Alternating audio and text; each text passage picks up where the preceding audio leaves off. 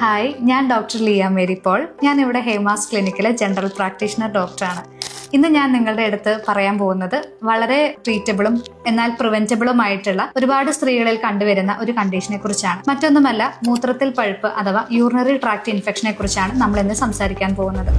ഇത് കൂടുതലുമായി കണ്ടുവരുന്നത് വെള്ളം കുടിക്കുന്നത് കുറവായിട്ടുള്ളവരിലും, അല്ലെങ്കിൽ മൂത്രമൊഴിക്കാൻ മുട്ടിയിട്ടും ആ ഒരു സെൻസേഷൻ ഉണ്ടായിട്ടും മൂത്രമൊഴിക്കാൻ പോവാതിരിക്കുന്നവരിലും, അല്ലെങ്കിൽ ടൈപ്പ് 2 ഡയബറ്റിസ് മെലിറ്റസ് അല്ലെങ്കിൽ പ്രഗ്നൻസി ഇതുമായിട്ട് ബന്ധപ്പെട്ടിട്ടും ഈ ഒരു കണ്ടീഷൻ കാണാറുണ്ട്. അതുപോലെ ആർത്തവ കാലത്ത് നമ്മൾ നമ്മുടെ പേഴ്സണൽ ഹൈജീൻ കീപ്പ് ചെയ്യാതിരിക്കുക, അതുപോലെ നമ്മുടെ ജെനിറ്റൽ ഏരിയ ഓരോ പ്രാവശ്യം ബാത്റൂമിൽ പോയി വരുമ്പോഴും നമ്മുടെ ജെനിറ്റൽ ഏരിയയുടെ ഹൈജീൻ ഒക്കെ മെയിൻറ്റെയിൻ ചെയ്യാത്തവരിൽ, അല്ലെങ്കിൽ അൺക്ലീൻ ആയിട്ടുള്ള ഹൈജീനിക് അല്ലാത്ത ടോയ്ലറ്റ്സ് യൂസ് ചെയ്യുന്നവരിൽ, ക്ലീൻ അല്ലാത്ത പബ്ലിക് ടോയ്ലറ്റ്സ് യൂസ് ചെയ്യുന്നവരിലൊക്കെയാണ് ഇത്രയും ആളുകളിലാണ് ഈ ഒരു കണ്ടീഷൻ കണ്ടുവരുന്നത്.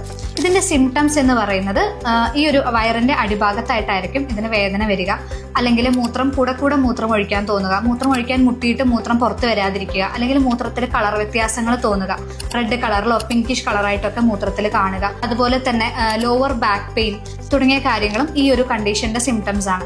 ഇങ്ങനെയുള്ള സിംറ്റംസ് നിങ്ങൾ കാണുകയാണെങ്കിൽ അത് നിസ്സാരവൽക്കരിക്കരുത്, പെട്ടെന്ന് തന്നെ അത് ഡോക്ടറെ കാണിച്ച് അതിനുള്ള ട്രീറ്റ്മെന്റ് എടുക്കേണ്ടതാണ്. ഈ ഒരു കണ്ടീഷന്റെ പ്രിവെൻഷൻ എന്ന് പറയുന്നത് നന്നായി വെള്ളം കുടിക്കുക, ദിവസം ഒരു 1.5 ലിറ്റർ വെള്ളത്തിൽ കൂടുതൽ അളവെടുത്ത് ദിവസം പ്രതി എല്ലാ ദിവസവും കുടിക്കുക. അതുപോലെ മൂത്രമൊഴിക്കാൻ മുട്ടുമ്പോൾ തന്നെ അത് പിടിച്ചു വെക്കാതെ, ദിവസം ഒരു 4 പ്രാവശ്യത്തിൽ കൂടുതലെങ്കിലും നമ്മൾ മൂത്രമൊഴിക്കാൻ മുട്ടുമ്പോൾ അത് പിടിച്ചു വെക്കാതെ പോയി ഒഴിക്കുക എന്നുള്ളതാണ്.